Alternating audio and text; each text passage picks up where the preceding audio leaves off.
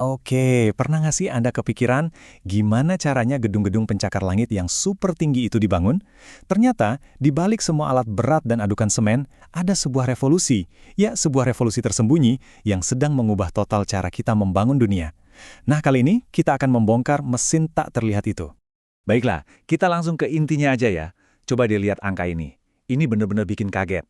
Sebuah penelitian dari Lean Construction Institute menemukan kalau 57% dari semua aktivitas di lokasi konstruksi itu murni pemborosan. 57%. Coba bayangin, lebih dari separuh waktu, uang dan tenaga itu kebuang sia-sia. Kalau kita bandingin nih sama industri manufaktur, mereka itu udah berhasil menekan pemborosan sampai di bawah 26%. Jadi, ini bukan sekedar angka biasa, ini masalah yang fundamental banget. Nah, ini kan jadi pertanyaan besar ya. Kenapa sih industri yang membangun peradaban kita ini kok bisa boros banget? Ternyata, jawabannya itu ada di cara berpikir kita, sebuah cara berpikir yang udah mendarah daging selama puluhan tahun. Untuk ngerti akar masalahnya, kita perlu bedain dua hal yang kelihatannya mirip, tapi sebenarnya beda banget. Yaitu, antara mengelola sebuah proyek dengan mengelola sebuah operasi. Kedengarannya sih mirip ya, tapi percayalah, perbedaannya itu jauh sekali. Nah, disinilah letak kuncinya. Manajemen proyek tradisional yang selama ini kita kenal, itu fokusnya cuma satu, hasil akhir. Pokoknya gedung harus jadi, titik. Fokusnya cuma nyentang daftar tugas. Sebaliknya, manajemen operasi itu beda total. Dia nggak cuma peduli sama hasil akhirnya, tapi justru terobsesi sama prosesnya. Gimana caranya setiap bata dipasang, setiap tiang dicor, seefisien mungkin. Ini soal mengelola produksi, bukan lagi sekedar mengelola aktivitas. Jadi intinya apa? Intinya adalah perubahan cara pandang. Kita harus berhenti melihat konstruksi itu cuma sebagai produk. Konstruksi itu ya sebuah proses produksi yang kompleks. Sama aja kayak pabrik yang lagi merakit mobil. Ini benar-benar perubahan paradigma yang sangat mendasar. Coba deh bayangin jalur perakitan mobil. Pekerjanya kan kebanyakan diam di posisinya masing-masing, ya kan? Nah, yang bergerak itu ya mobilnya, di sepanjang jalur perakitan. Setiap pekerja nambahin satu komponen, terus mobilnya jalan lagi. Sistem kayak gini tuh sangat terkontrol dan efisien banget. Nah, sekarang kita bandingkan sama konstruksi yang logikanya kebalik 180 derajat. Produknya, yaitu gedungnya, diam di satu tempat. Justru para pekerja, material, dan peralatannya yang terus-menerus bergerak mengelilingi si gedung. Ini yang bikin sistem produksinya jadi jauh lebih dinamis, lebih kacau, dan pastinya jauh lebih sulit buat dikelola secara efisien. Terus, gimana cara kita mengelola kerumitan ini? Ya, kita nggak bisa lihat ini sebagai satu proyek raksasa yang utuh. Kita harus pecah-pecah jadi bagian yang lebih kecil. Kita perlu fokus ke unit produksi terkecilnya yang kita sebut operasi. Sebuah operasi itu contohnya ya tugas spesifik yang bisa diulang, kayak memasang satu panel dinding atau mengecor satu tiang beton.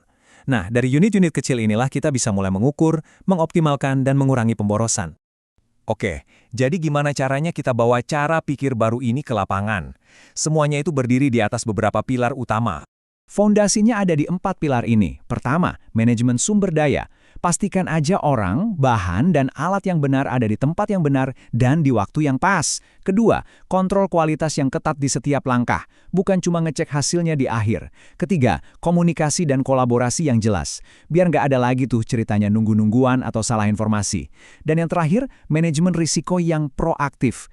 Jadi kita antisipasi masalahnya sebelum masalah itu benar-benar terjadi.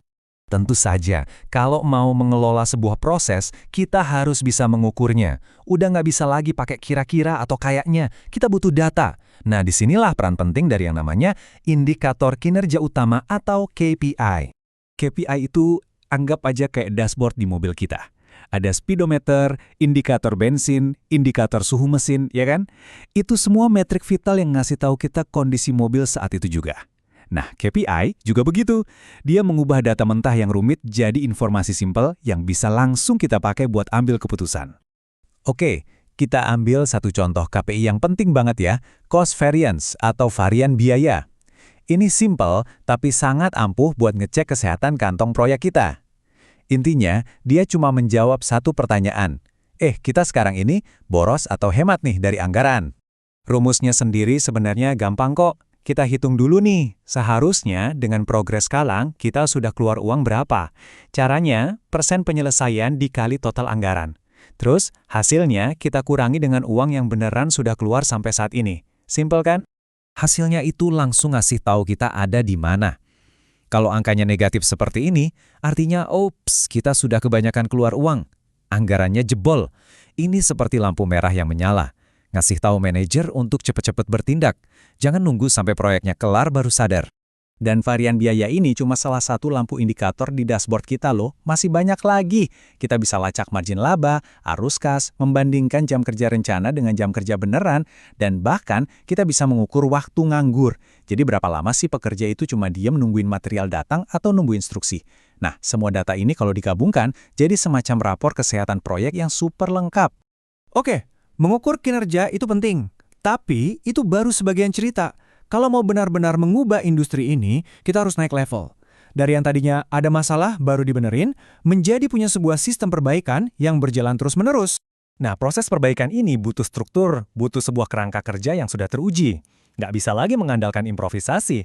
Untungnya, kita nggak perlu bikin dari nol. Sudah ada standar internasional seperti ISO 3100 misalnya. Standar ini memberi kita semacam cetak biru atau panduan untuk mengelola semua resiko dan ketidakpastian di lapangan secara sistematis. Kerangka kerja ini jalannya muter terus, nggak pernah berhenti, seperti siklus gitu. Pertama, kita rancang sistemnya. Kedua, kita terapkan. Ketiga, kita pantau dan tinjau terus kinerjanya, pakai KPI tadi. Dan yang paling penting, keempat, kita perbaiki dan tingkatkan terus-menerus berdasarkan data yang kita dapat.